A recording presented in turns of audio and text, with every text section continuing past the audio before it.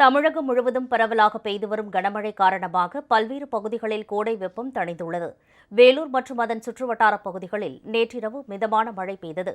தொடர்ந்து 4வது நாளாக பெய்த மழை காரணமாக வெப்பம் தணிந்ததால் மக்கள் மகிழ்ச்சியடைந்தனர்.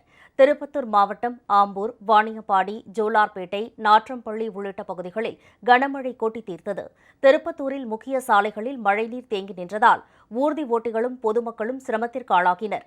இதேபோல் தேனி மாவட்டம் ஆண்டிப்பட்டி சுற்றுவட்டார பகுதிகளிலும் 2 மணி நேரத்துக்கும் மேலாக கனமழை வெளுத்து வாங்கியது. அரியலூர் மாவட்டம் திருமானூர் பகுதியில் பெய்த மழையால் 300 ஏக்கர் பரப்பளவிலான எள் வயலில் தண்ணீர் தேங்கியுள்ளது. இதனால் செடிகள் அழுகி வருவதால் கவலையடைந்துள்ள விவசாயிகள் அரசு இழப்பீடு தர வேண்டும் என வலியுறுத்தியுள்ளனர்.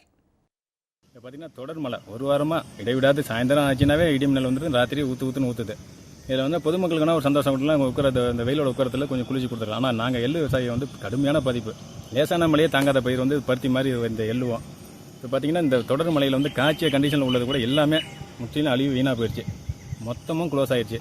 அதனால் வந்து சம்பா சாகுபடியில் கணக்கெடுத்து பேப்பர் கலெக்ட் பண்ணி ஒரு 10% இழப்பீடு கூட கொடுக்கல, 10% விவசாயி கூட. அது மாதிரி இல்லாமல் அனைவருக்கும் கணக்கெடுத்து உரிய முறையில் எல்லாத்துக்கும் கொடுக்கணும். இதனிடையே மதுரை மாவட்டம் திருப்பரங்குன்றம் அருகேயுள்ள வலையங்குளத்தில் கனமழை காரணமாக வீடு ஒன்றின் சுவர் இடிந்து விழுந்தது.